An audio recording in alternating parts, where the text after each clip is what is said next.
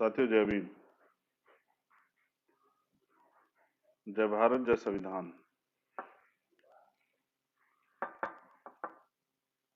और आज 31 दिसंबर 2021 एक महत्वपूर्ण लाइव को लेके और अपनी बात रखने के लिए मैं आपके बीच में हूं।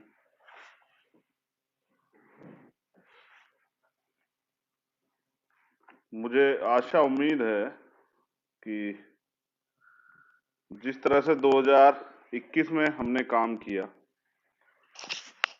2022 में भी हम लोग उतनी ताकत से, उतनी मजबूती से काम करेंगे और जो अवसर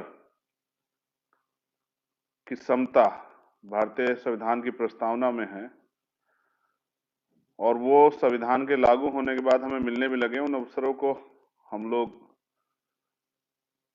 उन अवसरों का लाभ उठा के हम लोग एक नई ताकत का निर्माण जो है वो हम लोग करेंगे। तो आज के लाइव को शुरू करते हुए करुणा के सागर तथागत गौतम बुद्ध, संत शिरोमणि सदगुरु रविदास जी महाराज, भगवान वाल्मीकि महाराज, गुरु नानक देव, संत कबीर, सभी गुरुओं, संतों, महापुरुषों को नमन करता हूं। मैं नमन करता हूं राष्ट्रपिता ज्योतिबा फूले, छत्रपति साहू जी महाराज, पेरियर रामास्वामी नायकर, पेरियर लल्लई यादव। मैं नमन करता हूं नारी के मुक्तिदाता विश्व रत्न डॉक्टर बाबा साहब भीमराव अम्बेडकर जी को।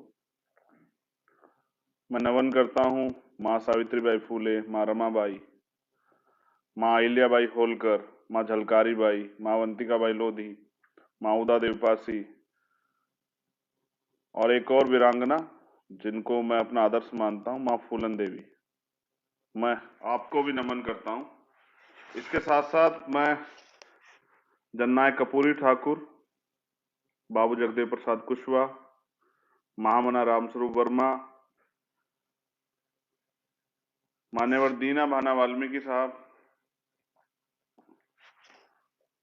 मेरे रहबर, मेरे गुरु, मेरे आदर्श मान्यवर साहब श्री काशीराम, मैं आप सबको भी नमन करता हूं। मैं नमन करता हूं देश की आजादी के लिए बलिदान देने वाले वीर सपूत विजय कुमार पथिक जी को, धन सिंह कोतवाल गुर्जर जी को, माता दीन वाल्मीकि जी को, शहीद आजम करतार सिंह सराभा, शहीद आजम सरदार भगत सिंह, सरदार उधम सिंह, डॉक्टर एपीजे अब्दुल कलाम साहब, ऐसे वीरों महापुरुषों को भी मैं नमन करता हूं। मैं धन्यवाद देता हूं भीम आर्मी के कार्यकर्ता, आजाद समाज पार्टी के कार्यकर्ता का, सभी पदाधिकारियों का, सभी माताओं बहनों का जिस आंदोलन में जुड़ी हुई। साथियों, महापुरुषों के नाम लेना, उनके चित्रों पे माला अर्पण करना, पुष्प चढ़ाना, इससे आगे बढ़ के भी उनके विचारों, सिद्धांतों पे चलना। मैं सिर्फ नाम लेके आपको याद दिलाता हूं। मैं अगर नाम लूंगा तो दशरथ मांझी जी भी हमारे आदर्श, मैं नाम लूंगा तो भगवान बिरसा मुंडा भी हमारे आदर्श, मैं नाम लूंगा तो तात्या भील भी हमारे आदर्श, बीपी मंडल साहब भी हैं। ऐसे बहुत सारे युग पुरुष हैं, परिवर्तन के अग्रदूत रहे उस समय में, वो सभी उन महापुरुषों को भी नमन करना चाहिए। लेकिन मैं नाम 4 से 5 मिनट जो खर्च करता हूं, इसलिए खर्च करता हूं कि आप अपने असली महापुरुषों को पहचानें। जो लोग मुझसे सीख लेते हैं वो इन महापुरुषों को पढ़ें और इस देश की सामाजिक, राजनीतिक, आर्थिक वास्तविकता को पहचानें। इस देश की एक गहरी सच्चाई जो जाति के आधार पर, उसको सब पहचानें। मैं इसलिए नाम लेता हूं। 2021 एक खट्टा मीठा अनुभव। पहली बार आजाद समाज पार्टी इलेक्शन में गई, इलेक्शन फाइट किया जिला पंचायत का, और जन समर्थन भी मिला। 2022 में भी आपके सामने इलेक्शन आ रहा है। इलेक्शन भी महत्वपूर्ण है, आपको अपने पैरों पे खड़ा होना है। आपको भय छोड़ के, ये जो भय आपके अंदर है, ये भय त्याग करके कि आप नए लोग हैं, आपको अपने आंदोलन को ताकत देनी है। आपको अपने आंदोलन से शक्ति का निर्माण करना है। मानवर काशीराम साहब कहते थे, N into D into S is equal to change. N for need, D for desire, S for strength is equal to change. लेकिन उन्होंने ये भी कहा कि अगर किसी समाज की नीड जीरो तो सब कुछ जीरो हो जाएगा। किसी समाज की डिजायर जीरो हो तो सब कुछ जीरो हो जाएगा।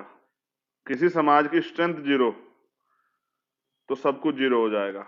एन फॉर नीड, यानी कि किसी समाज को मैं अगर आवश्यकता, कहते ना आवश्यकता आविष्कार की जर्नी होती है, अगर समाज आवश्यकता ही ना महसूस करे। जैसे समाज के बारे में मैं बता दूं कि पूरे 5 साल समाज जो है रोता रहता है, हाथ फैलाए रखता है, नेताओं के भरोसे रहता है। अपने काशीराम साहब का जो समाज अन्य अत्याचार के खिलाफ आवाज नहीं उठाता, वो लाशें उठाता है, तो लाशें उठाता है।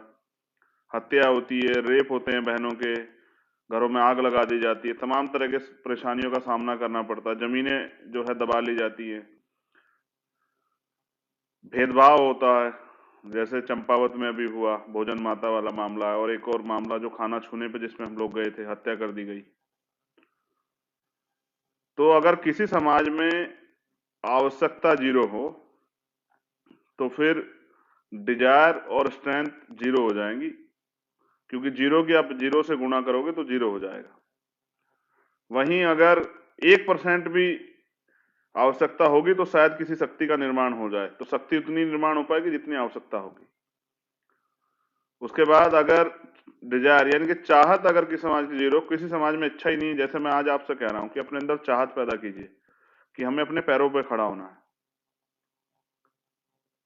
हमें अपने महापुरुषों के वास्तविक आंदोलन को, वैचारिक आंदोलन को जिंदा रखना है। हमें सत्ता के आगे इतना सत्ता के लिए नतमस्तक नहीं होना कि हम अपनी वैचारिकी को शून्य कर दें, हम अपने आंदोलन को शून्य कर दें, हम अब बाबा साहब अम्बेडकर और मानवर काशीराम साहब का जो सपना था उसको शून्य कर दें, बाबू जगजीवन राम का जो सपना था उसको शून्य कर दें।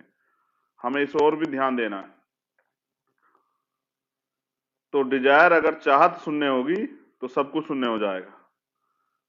अगर किसी शख्स में किसी कार्य के प्रति संकल्प लेने की और उस संकल्प को पूरा करने की चाहत नहीं है तो वो पूरा हो ही नहीं सकता। जब चाहत पैदा होती है तो वो चाहत रास्ते अपने आप खोल देती है। तीसरा, स्ट्रेंथ। अगर आप स्ट्रेंथ नहीं बना पाए, स्ट्रेंथ आपकी जरूर रहेगी, आप स्ट्रेंथ नहीं इकट्ठा कर पाएंगे, क्योंकि ये लोकतंत्र है। यहाँ तलवारों की नहीं, सरों से जो है आंदोलन और आंदोलन की सफलता तय होती है। राजनीतिक आंदोलन की ताकत जो है वो सरों से तय होती है। तो मैं समझता हूं कि अगर स्ट्रेंथ नहीं बना पाए, यानी कि लोगों को जोड़ नहीं पाए, वो शून्य हुई, तो अगर 10 लोगों में कोई चाहत भी होगी, उनको आवश्यकता भी होगी, तो वो लोकतंत्र में शक्ति का निर्माण नहीं कर सकते हैं। बहुसंख्यक लोगों को तैयार करना पड़ेगा, इसलिए बहुजन भाईचारा बनाना बहुत जरूरी है। और अगर ये तीनों चीजें पर्याप्त मात्रा में आपने तैयार कर ली, आपने आवश्यकता भी आपको महसूस की और आवश्यकता से आपने चाहत का निर्माण भी किया और चाहत से आपने संख्या बल के आधार पर अपनी स्ट्रेंथ भी बना ली, बहुजन समाज के लोगों में भाईचारा बना लिया, इकट्ठा कर लिया, तो फिर राजनीतिक शक्ति का निर्माण होगा। राजनीतिक शक्ति का निर्माण करने का के लिए विधानसभाओं में 5 साल में एक बार मौका मिलता है और लोकसभाओं में भी 5 साल में एक बार मौका मिलता है। यूपी में मौका आपको मिलने वाला है। बहुत सारे लोग आपके बीच में रहने वाले हैं और वो आपको लगेगा भी कि भाई इन लोगों के भरोसे हम अपने आंदोलन को आगे बढ़ा दें। तो बस मैं आपको इतना बता देना चाहता हूं कि वो नेता यही थे जब तमाम तरह की परेशानियों से आपको रूबरू होना पड़ता, समस्याओं से। वो नेता अपने घर में बैठे रहते हैं।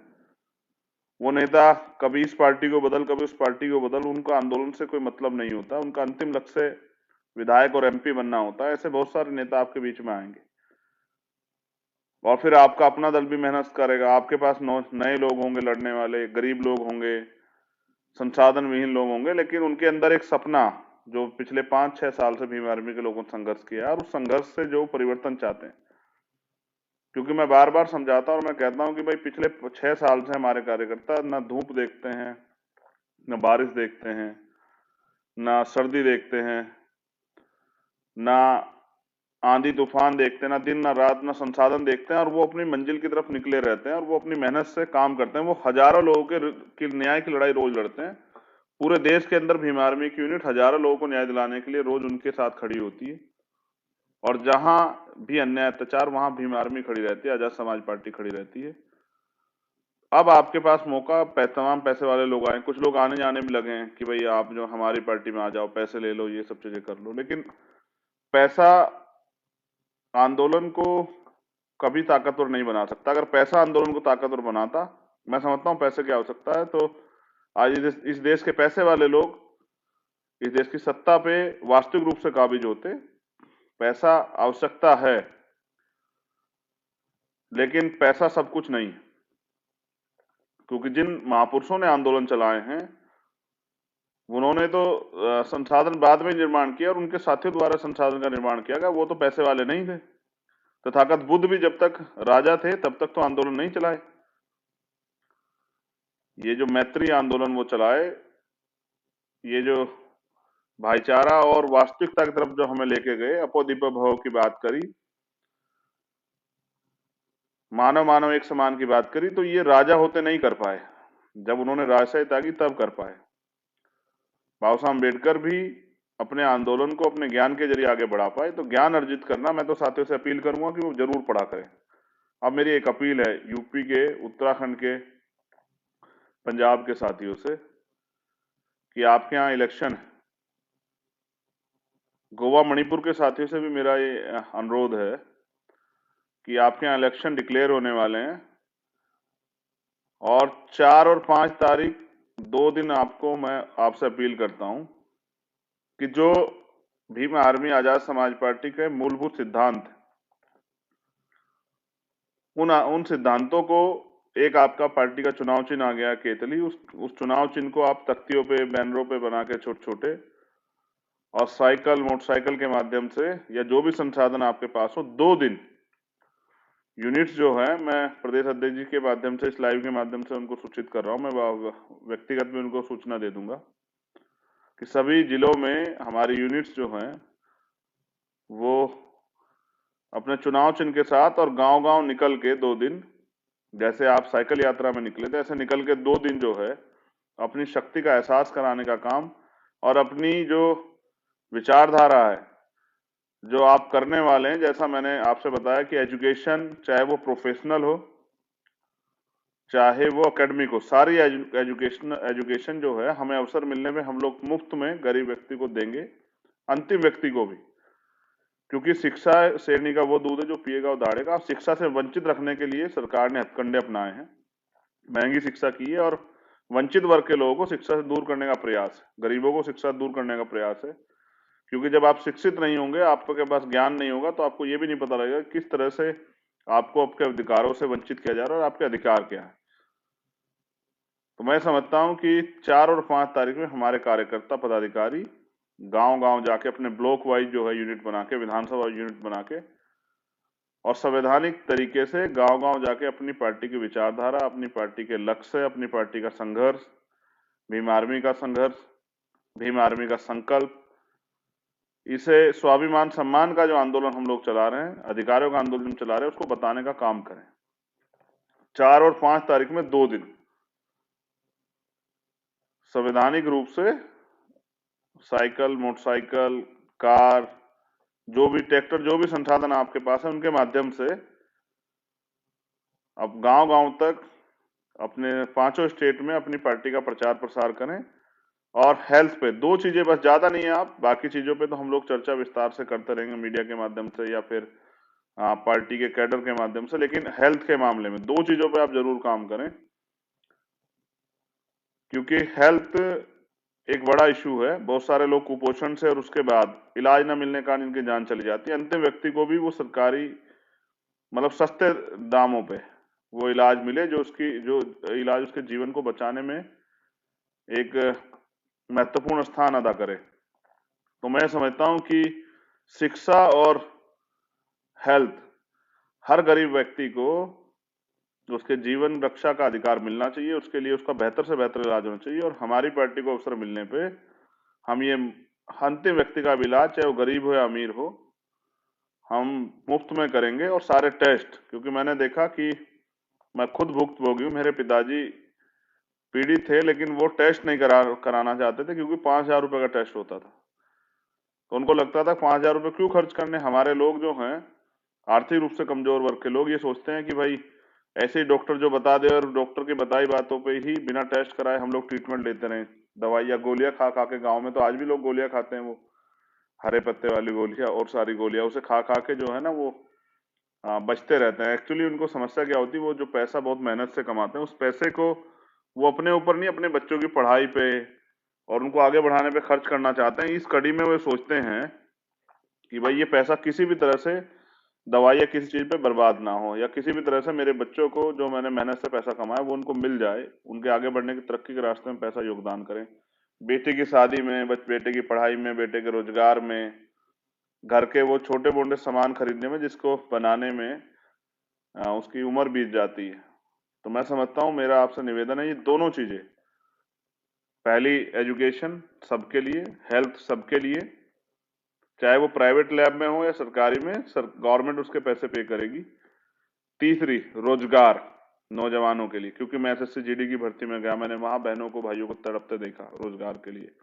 मैं उत्तेजा शिक्षक भर्ती में गया, सरकार वहां अभी जो है ना, उन्होंने वादा तो किया है लेकिन कि वो शेड्यूल कास्ट का 21% और बैकवर्ड का 27% आरक्षण जो है पूरा करेगी। उसके अलावा आप जहां जाओगे, अभी डॉक्टर्स हड़ताल पे थे, तमाम लोग परेशान हैं, नौजवान लोग बेबस हैं, पढ़ लिख के सड़कों पे घूम रहे हैं, सरकार रोजगार की व्यवस्था नहीं कर रही है। तो रोजगार पर्याप्त मात्रा में सरकारी, प्राइवेट और नौजवानों के लिए विशेष, चाहे भत्ता या जो भी करके हम उनके जीवन को, उनके सपनों को जिंदा रख सकें, ये इस पे हमें बुनियादी काम करना है। तो ये तीन चीजें आप लोग जाके बताने का काम करोगे।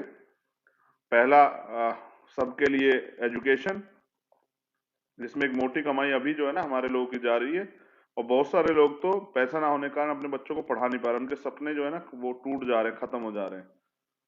दूसरा, जिनके यहाँ 5 4 5 बच्चे हैं, वो बेचारे इसलिए एक दो लोगों पे मेहनत करते हैं, बच्चे को तो पढ़ाते नहीं है, कि अगर बेटा पढ़ लेगा तो ठीक है, बेटी को तो फिर शादी करके भेजना। तो बेटियों के भी जीवन जो है ना, यहाँ 2वीं दर्जे की नागरिक महिलाएं बनी हुई है बच्चियां, उनको भी जो है ना, उनका भी सपने उनको पूरा करने का मौका मिले, इसलिए एजुकेशन सबके लिए। दूसरा, हेल्थ सबके लिए।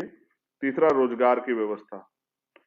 और बाकी काम जो है ना लगातार, ये महत्वपूर्ण बात है, क्योंकि 90% समाज जो है गांव में रहता है, और गांव तक हमारी बात जानी चाहिए। आपने 5 साल मेहनत की है, गांव गांव में लोग आपको जानते हैं, आपका संगठन है। 2 दिन 4 और 5 तारीख में मेरे बिना अब दोबारा कहे और किसी और दूसरे व्यक्ति के आदेश आए बिना आप अपने कार्य को प्रॉपर रूप से करें। हजारों की संख्या में जो लोग मुझे सुन रहे हैं उत्तर प्रदेश के, वो जिलाध्यक्ष, मंडल के पदाधिकारी, संभाग के पदाधिकारी, प्रदेश के पदाधिकारी, वो अपना एक खाका बना लें और यूनिट्स बना के। मैं समझता हूं कि हमारे कार्यकर्ताओं पे संसाधन नहीं है, लेकिन उन्होंने इन संसाधन विहीन रहते हुए इन्हीं छोटे मोटे संसाधनों के साथ मिलकर इस आंदोलन को सींचा है, और उनके आंदोलन से आज इतना बल है कि नेशनल मीडिया हो या और तरह की के जो सरकारें हों, किसी भी प्रदेश सरकार को उनकी हमारी बातें सुननी पड़ती हैं। आज जुल्म, जाति, अन्याय, अत्याचार बढ़ रहा है, और इसको रोकने का तरीका है कि आप शक्ति का निर्माण करें और राजनीतिक शक्ति अपने हाथ में लें। मैं बस आपको जानकारी के लिए बता दूं कि राजस्थान में बहुत ज्यादा मामले बढ़ रहे हैं, वहां तो बाढ़ सी आ गई अपराध की, वहां की सरकार फेल है, ऐसी सरकार को सत्ता में बन रहने का कोई अधिकार नहीं है। दूसरा, लगातार वहां हत्याएं, रेप और तमाम तरह की चीजें, जुल्म, जाति, घोड़ी से उतारना, इतनी वो चीजें चल रही है। मैं लगातार अब कंपेनिंग करूंगा वहां, और मैं प्रयास करूंगा ऐसी निकम्मी सरकार दोबारा वहां सत्ता में ना आए।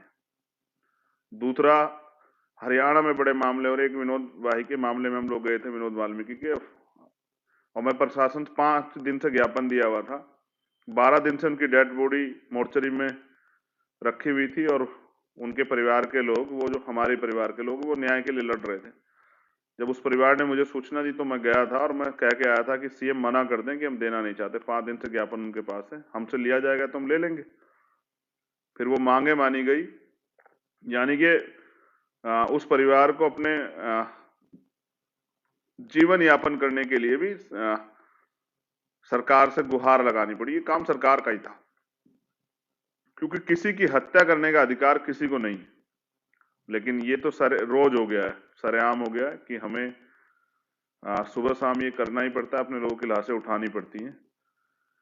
तो इससे भी आगे बढ़ के मैं समझता हूं कि हरियाणा में भी सामाजिक बहिष्कार के बहुत सारे मामले हो रहे हैं, मैं जल्द उन पे भी जो है जुटूंगा। मेरी समझ में राजनीति इसी तरह से आती है कि जहां मेरी जरूरत है मैं वहां रहूं। जैसे मैं कल अपने वीर सपूतों को, शहीदों को नमन करने के लिए भीमा कोरेगांव जा रहा हूं। भीमा कोरेगांव में उनको नमन करूंगा, क्योंकि डॉक्टर बाबा साहब अम्बेडकर वहां जाते थे, उन्होंने अपील की थी कि लोग आए, विजय स्तंभ को नमन करें और अपने शहीदों को याद करें। फिर मैं भोपाल जा रहा हूं 2 तारीख में, क्योंकि वहां ओबीसी आरक्षण को जो है पंचायत में खत्म कर दिया गया था। वहां के लोग, ओबीसी साथियों ने, ओबीसी जो महासभा है, उन्होंने आवाज उठाई, उनके साथ भीम आर्मी और जेएस के साथियों ने आवाज उठाई, तो सरकार को उसमें झुकना पड़ा। उन्होंने 2 तारीख का आंदोलन रखा है, बहुजन भाईचारा बने, और जब भी कोई साथी अपने अधिकारों के लिए लड़ने के लिए खड़ा हो तो हम उसके साथ ही दिखाई दें। इसलिए जो है हम लोग उस भाईचारे को मजबूत करने और ये बताने कि हम कहते नहीं, करने में भरोसा रखते हैं। मैं जा रहा हूं 2 तारीख को भोपाल में। साथियों, एक बहुत जरूरी बात मुझे आपसे और कहनी थी। अपने ऊपर भरोसा रखिए। काशीराम साहब कहते थे ये लड़ाई संवैधानिक तरीके से लड़ी जाएगी। काशीराम साहब कहते थे कि भाई जो मिशनरी लोग हैं उनका सर जो है वो बर्फ की तरह ठंडा होना चाहिए, कि वो बहुत जल्दी जो है ना आक्रोशित ना हो जाएं।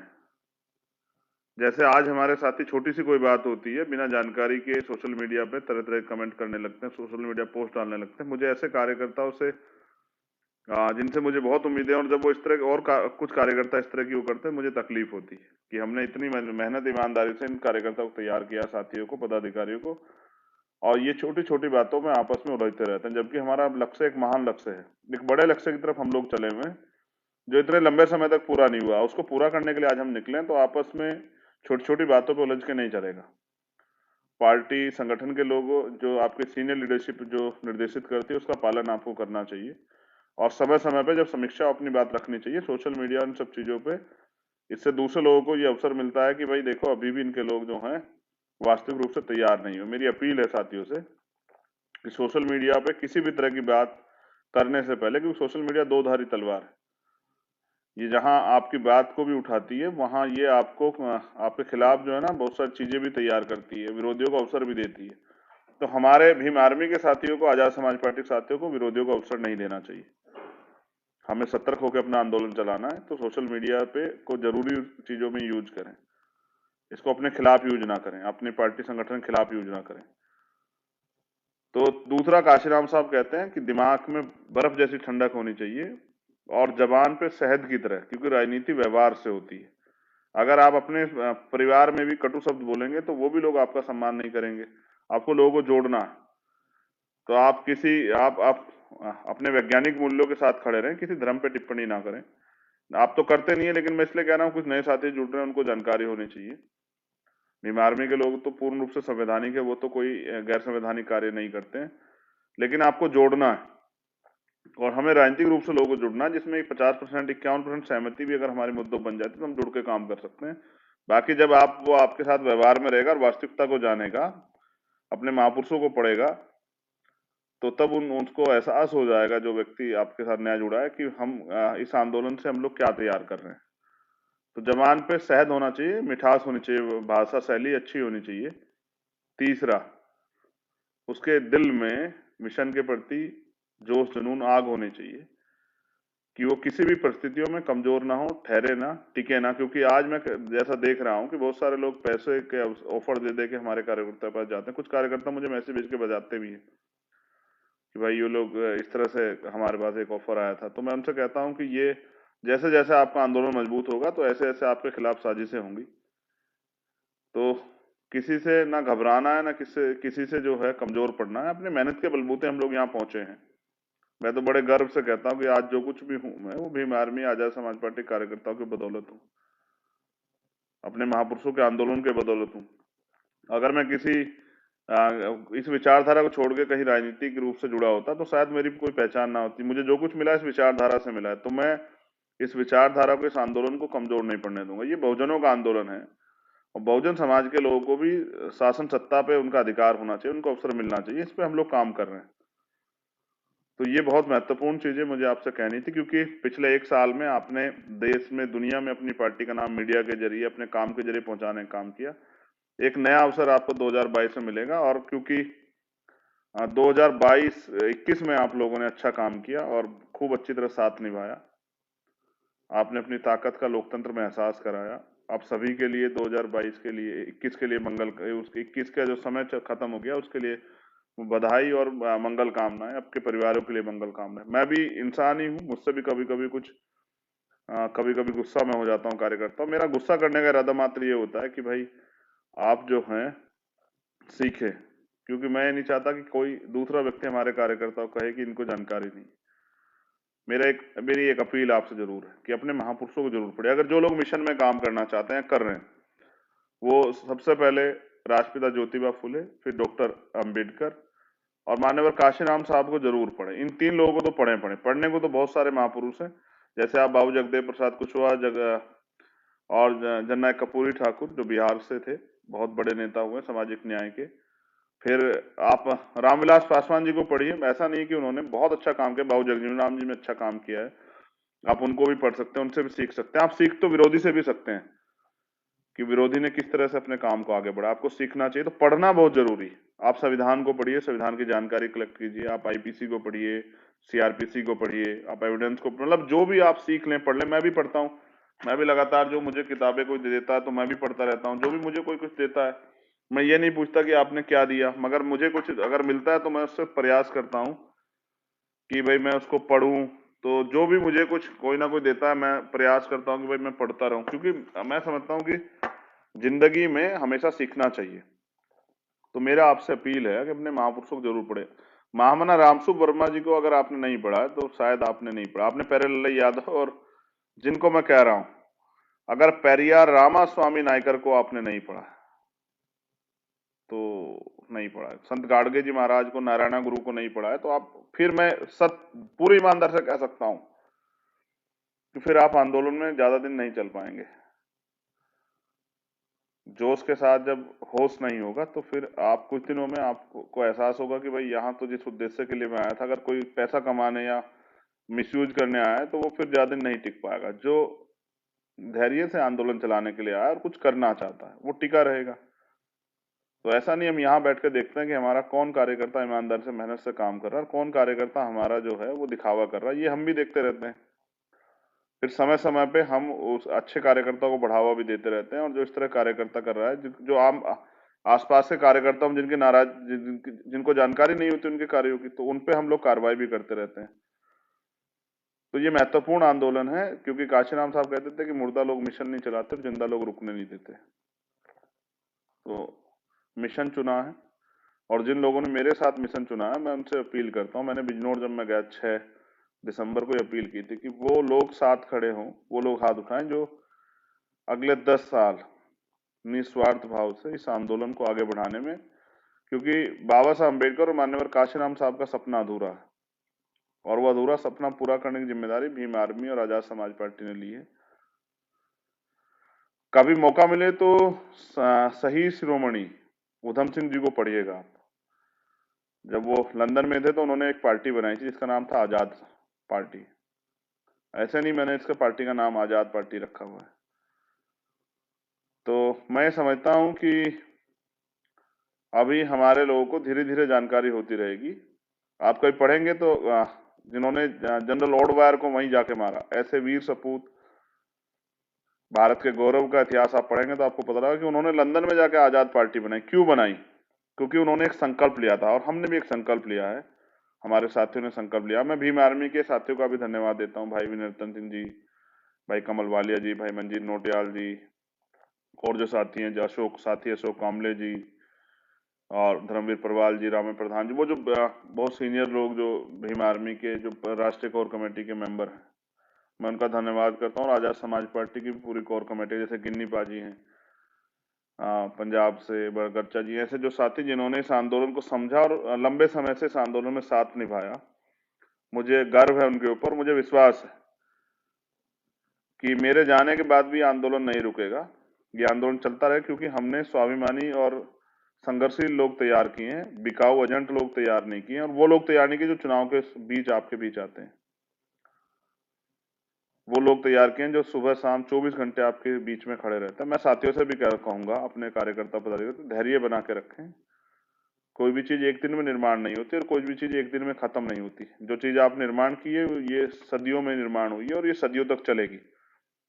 बस फर्क इस बात से पड़ता है कि आप में इच्छा शक्ति कितनी है, आप में संकल्प लेने की क्षमता कितनी। तो 4 और 5 तारीख में हमारे कार्यकर्ता पार्टी का झंडा, पोस्टर, बैनर लेके, केतली हमारा चुनाव चिन्ह है, हाथ में छोटी छोटी केतलियां लेके, केतलियां ना हो तो बना लें, क्योंकि ये गरीब लोगों का दल है, और यहाँ से गरीब लोगों को ही मौके मिलने वाले हैं आगे बढ़ने के लिए। तो किसी कागज पे बना लें, किसी गत्ते पे बना लें। तो इस तरह से अपनी साइकिल, मोटरसाइकिल, कार पे केतली बना के टांग के, और ये 3 चीजें जो मैंने बताई, और किसी चीज पे नहीं।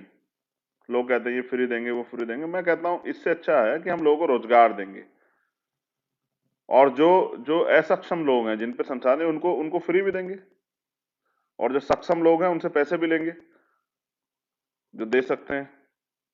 लेकिन जो बुनियादी जरूरतें, आज भी तो देखिए ना, भारत के इतिहास में बहुजन समाज के लोग आज भी क्या लड़ाई लड़ रहे हैं? रोटी, कपड़ा, मकान, चिकित्सा, शिक्षा, सुरक्षा, रोजगार, इन्हीं की लड़ाई लड़ रहे हैं। फिर अन्याय के खिलाफ न्याय के लिए लड़ रहे हैं। उनके कितने कैबिनेट सचिव हैं स्टेट में, सेंटर में, कितने उनके जो हैं प्रमुख सचिव हैं, मुख्य सचिव हैं, कितने उनके जो हैं जुडिशरी, कॉलेजियम सिस्टम के कारण जो है, जो रास्ता रोक दिया गया, उसका भी इलाज करना है, ईवीएम का भी इलाज करना है, बहुत सारी चीजों पे काम करना है। तो मैं भी पिछले 1 महीने से बहुत स्टडी मटेरियल पे था, क्योंकि हमें अब जनता के बीच जाना, अपनी बात रखनी है, और हमने ये भी सुनिश्चित किया कि भाजपा को रोकना भी है।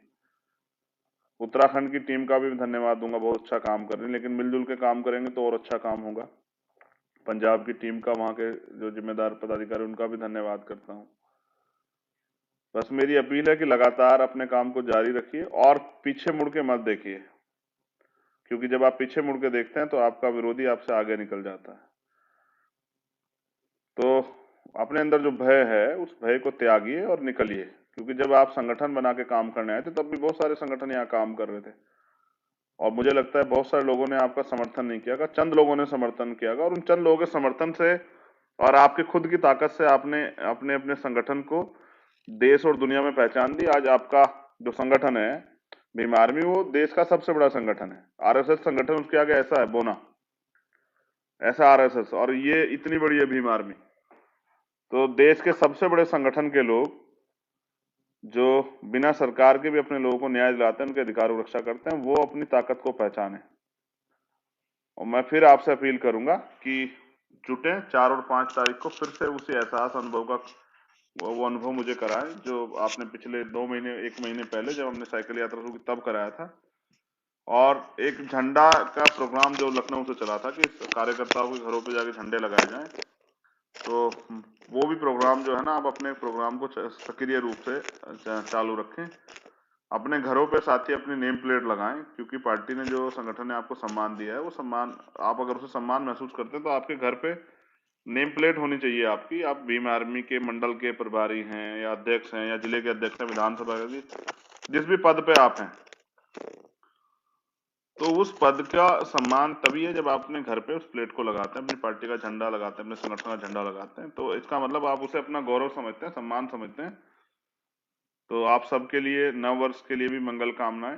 कुछ देर में नव वर्ष शुरू हो जाएगा, लेकिन बहुजनों का नववर्ष कब शुरू होगा, इसी के लिए मैं चिंतित हूँ, क्योंकि नववर्ष आता है और चला जाता है, लेकिन हम आज भी वही हैं जहाँ आपसे 70 साल 50 60 साल पहले थे। क्योंकि बस कपड़े तो पहनने का अधिकार मिल पाए, मकान वकान में घूमने की आजादी मिल पाए, बुनियादी अधिकार नहीं मिल पाए। 84 करोड़ लोग सस्ता भोजन लेते हैं, उनमें 84 करोड़ लोगों में 80 करोड़ लोग शेड्यूल कास्ट, बैकवर्ड और माइनॉरिटी के लोग हैं, शेड्यूल ट्राइब के लोग हैं। आप चेक कर लीजिए रिकॉर्ड। भूख से मरने वाले, सीवर में मरने वाले, सड़क पे मरने वाले, खुदाई में मरने वाले, ये सब लोग शेड्यूल कास्ट, बैकवर्ड, माइनॉरिटी के लोग हैं।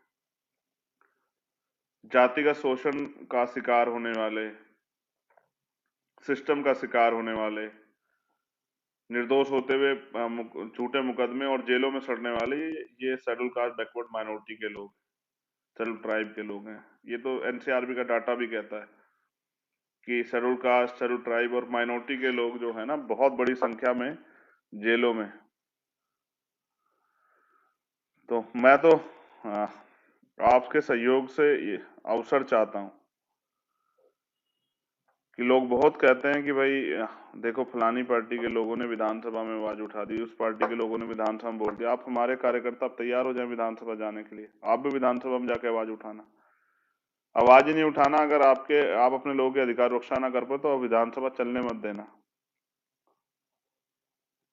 विधानसभा के बाहर जैसे आप अपने अधिकारों के लिए थाना, कचहरी, कलेक्ट्रेट का घेराव करते हैं, आप विधानसभा के बाहर बैठ जाना, चलने मत देना। अगर आप अपने लोगों के हितों की रक्षा ना कर पाओ, ऐसी राजनीति का क्या फायदा है। तो मैं आपसे अपील करूंगा कि मजबूती से अपने आंदोलन को के साथ खड़े हो जाएं और मजबूत करें। एक एक वोट कीमती है, ये वोट जो है ना जुड़ेंगी सब आपके खाते में। कितने लोग आपके साथ हैं। तो बहुत बहुत धन्यवाद। 2022 के लिए मंगल कामनाएं, आने वाले इलेक्शन के लिए मंगल कामनाएं। 1 और 2 तारीख के बाद, 3 तारीख के बाद, 3 और 4 तारीख के बाद मैं फील्ड में उतरूंगा, और फिर जब तक इलेक्शन नहीं खत्म होगा मैं ईमानदारी से घर की तरफ नहीं देखूंगा।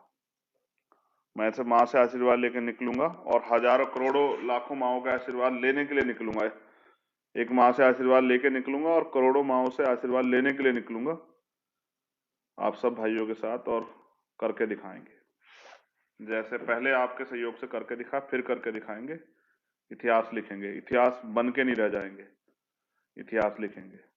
और एक नारा दिया है ना, युवा हूं परिवर्तन कर सकता हूं, युवा हूं बदलाव कर सकता हूं, युवा हूं बेरोजगारों की आवाज बन सकता हूं, युवा हूं बेरोजगारी का दर्द समझता हूं, युवा हूं सामाजिक परिवर्तन की क्रांति को आगे बढ़ा सकता हूं, युवा हूं राष्ट्र को सशक्त बना सकता हूं, युवा हूं कमजोरों की आवाज बन सकता हूं, मजलूमों की आवाज बन सकता हूं, युवा हूं वंचितों को न्याय दिला सकता हूं, युवा हूं बहुजनों का शासन ला सकता हूं। उस युवा से भी मेरी अपील है, आप युवा हैं और युवा का विलोम होता है वायु, उसको ना कोई रोक सका है ना कोई रोक पाएगा, आपको भी कोई नहीं रोक पाएगा। आपके खिलाफ तमाम साजिशें सब कुछ होंगी, झूठ फैलाए जाएंगे, घबराना नहीं है, इतिहास लिख के जाना है। इतिहास वीरों को याद रखता है और भीम आर्मी का एक कार्यकर्ता वीर है। मुझे गर्व है भीम आर्मी, आजाद समाज पार्टी, मुझे गर्व है एक एक कार्यकर्ता, एक एक पदाधिकारी पे। मुझे गर्व है कि आज मैं जो कुछ हूँ आप सबकी वजह से हूँ, और मुझे ये भी गर्व है और ये विश्वास है कि मेरे साथ हर आंदोलन में ताकत देने वाले मेरे साथी इस बार मुझे राजनीतिक ताकत भी देंगे, उत्तराखंड, पंजाब, यूपी, मणिपुर, गोवा में। और वो मुझे अवसर देंगे, क्योंकि मैंने एक टीवी चैनल के माध्यम से भी कहा था कि भाई आप कहते हैं कि उस पार्टी ने किया, उस पार्टी ने किया, उस नेता ने किया, तो जिस दिन हमें अवसर मिलेगा हम बताएंगे काम कैसे होता है। और इतिहास अगर याद ना रखे तो फिर क्या फायदा। अब तो लड़ रहे हैं इसलिए कि मरकर जिंदा रहना, जब मर जाएंगे तब जिंदा रहे लोगों के दिलों दिमाग में। और जो विचार महापुरुषों के समय से चला, राष्ट्रपिता ज्योतिबा फुले ने जिस विचार को शुरू किया, बाबा साहब अम्बेडकर ने जिसको आगे बढ़ाया, छत्रपति शिवाजी महाराज ने जिसको आगे बढ़ाया, मान्यवर काशीराम, बीपी मौर्य साहब, बाबू जगजीवन राम, जिस आंदोलन को, जो उन्होंने जिस विचार को उन्होंने आगे बढ़ाया, उस विचार को आगे बढ़ाना, उस विचार को ताकतवर बनाना और इस देश में बहुजन समाज की शासन सत्ता स्थापित करनी है। बहुजन समाज का राज लाना है। वंचितों को गुलामी से मुक्ति दिलानी है। उनको समता, समानता, बंधुत्व पे, भाईचारे पर आधारित जो जीवन, जो व्यवस्था है, उसका हिस्सा बनाना है। माताओं बहनों को के साथ जो होने वाला शोषण, उसको जड़ से खत्म करना है। नौजवानों को उनकी हिस्सेदारी दिलानी है। हर गरीब शोषित को वो अधिकार सुविधाएं दिलानी जो सब उनका अधिकार बैठता है संविधान के अकॉर्डिंग। और भारतीय संविधान से देश चलेगा। जो नफरत की आंधी अभी बीजेपी के लोगों ने, आरएसएस के लोगों ने, क्योंकि उनको महसूस हो रहा है, उन्होंने जो चालू की है धर्म संसद के नाम पे, सब चीजों के नाम पे, उसको भी उनसे भी सतर्क रख के रहते हुए अपनी एकता को मजबूत रखना है और अन्याय के खिलाफ लड़ना है। तो जय भीम, जय भारत, जय संविधान, बहुजन हिताय बहुजन सुखाय, भीम आर्मी जिंदाबाद, आजाद समाज पार्टी जिंदाबाद। आज मैंने ये भी बताया आपको कि आजाद समाज पार्टी, हमने इस पार्टी का नाम क्यों रखा। मैं हमेशा बताता रहता हूँ कुछ ना कुछ। आपका काम है कि आप उसका प्रचार प्रसार करता रहें। और नव वर्ष के लिए बहुत बहुत मंगल कामनाएं और आगामी चुनाव के लिए आपको बहुत बहुत मंगल कामनाएं। निकलिए और करके दिखाइए। दीवारों पे हाथ से केतली बनाना सीखिए। अपनी पार्टी का, संगठन का नाम लिखना सीखिए। अपनी लड़ाई को अपने कंधों पर लड़े, क्योंकि स्वाभिमान सम्मान की लड़ाई स्वावलंबन से लड़ी जाती है, आत्मनिर्भर होकर अपने भरोसे लड़ी जाती है। बहुत बहुत धन्यवाद। आप सभी के लिए मंगल कामनाएं, आपके परिवारों के लिए मंगल कामनाएं।